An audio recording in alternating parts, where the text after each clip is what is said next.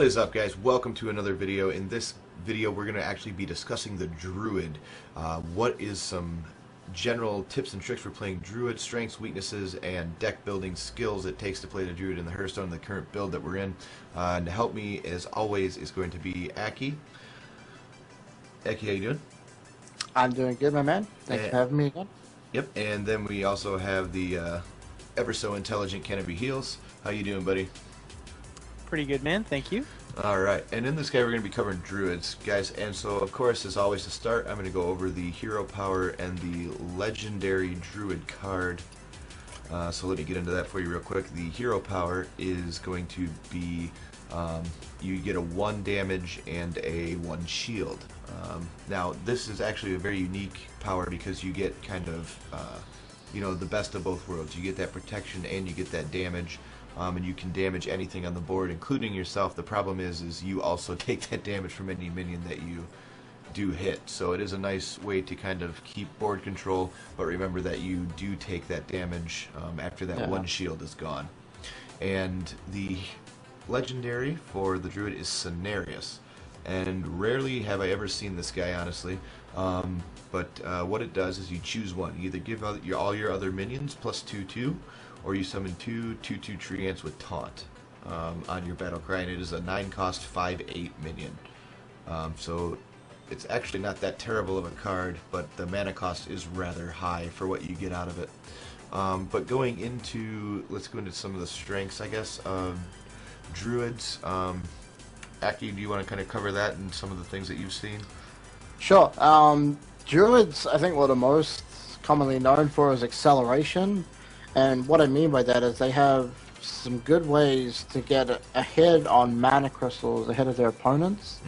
So through the cards such as Innovate, which is free to cast, but it gives you 2 mana to use for this turn only. So you can play, you know, if you draw both Innovates in your first hand, on turn 1, you can play a 5-cost minion on turn 1, you know what I mean? So, yeah. Things like Wild Growth, which you pay 2 mana, but you gain an empty mana crystal. So, say it's turn 2, you play that. Your next turn, you're going to have 4 mana crystals instead of 3. So it's what I mean by accelerating. Another card that does it, what is the other one called? Nourish. Nourish, yeah.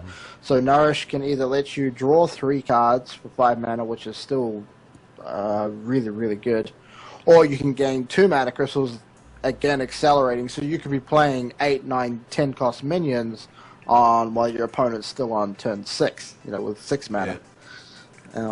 So I think that's very fun. And Aki's been the recipient of seeing a round 4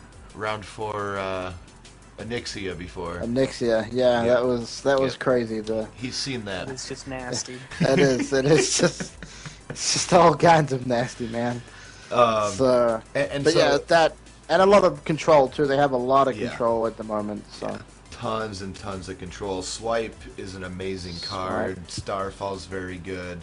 Wrath. Fire, all that stuff. They just so have, good. They have a lot of good cards. The actual problem, I think, with the Druid, Candy, as we get into some weaknesses here, is I honestly think one of the problems with the Druid is they have too much variety.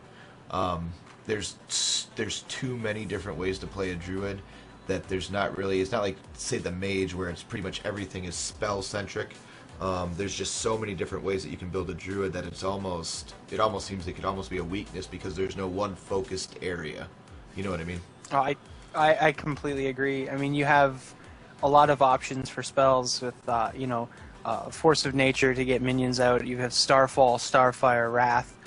Plenty of damage dealing abilities there, but you also have cards like, you know, the Keeper of the Grove that has an effect on summon, but that's a minion. You have the Druid of the Claw, which has, you know, your two different focuses, your charge or your taunt, and that's a minion.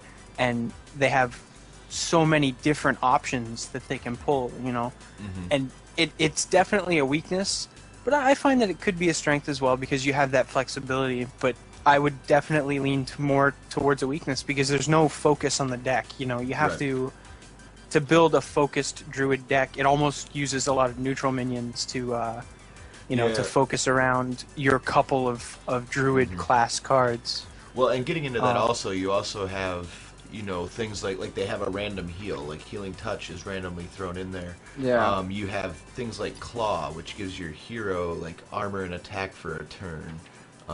You know, there's just these random cards. You know, Bite as well. There's just random cards in there that is just like, wow. You know what I mean? Like, they just have so much variety that it almost becomes they don't synergize well with each other inside of the class. Like you said, there's you don't see druids that play tons of druid cards. They play very certain ones, and then a lot of neutral cards. Yeah. Yep, absolutely. But What I've going been into- playing, like, lately, sorry, cut No, you go off, ahead. but I just want to, another big strength with the druid is the big taunt creatures, such as the Ironbark Protector, the Ancients of Wars. I mean, some of those taunts have insane HP. Like, the Ironbark is an 8/8 with taunt. The Ancient of War, should you choose to give it the taunt and 5 health, becomes a 5/10. I mean, I've been running this deck for a while, and I've called it the Beefy Druid because it's just full of big taunts, and with the acceleration that gets me there quickly, it's been working really well, you know. So I think that's another big strong suit with them. It's just the amount of taunt that they can play. So Absolutely, and that getting with Druid of into Claw. getting into actual builds that we've seen. I know that I have one that I kind of made infamous. You know, kind of before it got real popular, is I just kind of threw every legendary in the book that I had into a deck because of the ramp up in the acceleration that you were talking about. So that I can get, you know, by turn 4 or 5 in the actual game, I'm laying down cards like Ragnaros, Ysera, Alexstrasza, you know, just these huge cards that are so hard to deal with. But like you said, then you also have cards like Druid of the Claw, you know, whereas if you take the taunt, you know, that's a lot of health to chew through. And even Ancient of War, Ironbark Protector, it's just so much health to deal with that it's almost impossible if you can really gain that lead. And really keep a meaty minion out in front. It's really hard for you to fall behind on board control if you can get those draws of those cards, those accelerations, and just keep that little bit of board control early. As you ramp up, it exponentially makes your cards just stronger and stronger. What are some of the things you've ran into when playing druids, or some of the builds that you've seen, Kenny, going forward? A lot of the things I've seen are definitely based around, you know, the very taunt-centric, very large minions. I've also seen a lot of draw power, not so much acceleration via mana crystals, but acceleration via draw power with, I guess, the cheaper cost minions that are in the deck.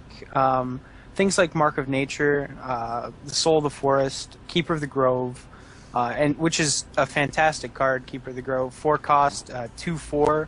When on summon, you deal 2 damage or silence a minion. Like, that's an instant counter to, you know, something like a Ragnaros. Granted, it gives it attack capability, but, you know, to be able to stop its random assault of damage and things like that, you know, it's a fantastic strategy. But otherwise, you know, a lot of it is very, very taunt-centric. And even if it's neutral minions, things like the Senjin Shieldmaster plays really, really well when you can, you know, at the end of your turn, you have a lot of minions behind it.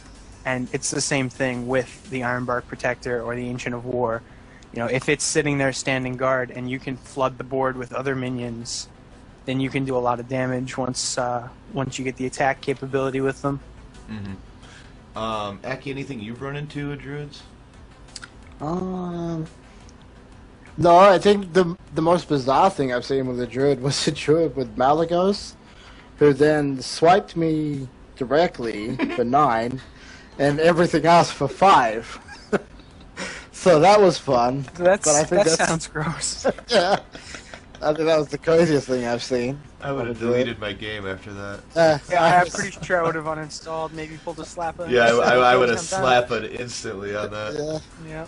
I just sort of sat there dumbfounded. I was like, that just happened. Okay. But yeah, I mean, I think it's always sort of been the way with the Druid. I mean, Druid hasn't been a favorite. It's coming in now because a lot of the rush decks, you know, and this thing seems to stand up against it with its natural healing ability with Healing Touch. So I think that's why we're seeing a lot more Druid. But Druid's always been about getting there faster than everyone else. So Yeah, well, and the only other thing that I've run into, and I don't run into it much in the, in the ranks that I've been playing at, 10, 9, 8, while I'm kind of working that way. But when I was at, 17, 16, and 15, kind of working my way up through those ranks, I did used to see some Druid decks that were using Murloc Druid decks, just because of like Innervates, Wild Girls, you could get a ton of cards out really early. yeah, that makes sense. And then they would Yep. put out things like Soul of the Forest on those Murloc decks, and Yeah. I mean, it was GG. Dirty. Yeah, it got dirty quick. But again, very easy to counter. If you can board clear, you're good to go. Yeah. But that was one of the things I did see at a little bit higher level. I don't see it in more of the higher end skilled ranks. I don't see it as much anymore. It's mainly like we talked about, acceleration decks. And really trying to get those big beefy minions out there to just really destroy everything in their path. But like you said, also is they can heal themselves, so that makes them formidable against rush decks as well. So yeah, I mean, druids do have a lot of good strengths, and like we said, guys, is there anything else that you guys want to cover, or any other little tips or tricks that you've seen with the druid? No, I don't think so. Really? Okay. No? Yeah, I mean that's pretty much like we said, guys. That's pretty much them in a nutshell. A that's- lot of variety. And there's really a lot of different ways that you can build them, guys. But for the most part, it's that acceleration and that ramp up deck is probably the most common and the most powerful one that has been prevalent in the games that we've been seeing lately. So I hope this helps you guys. And again, if you have any other questions about any of the cards or any cool things that you've seen with druids, leave them in the comments below. Otherwise, just like always, we will see you guys in the next one. Peace.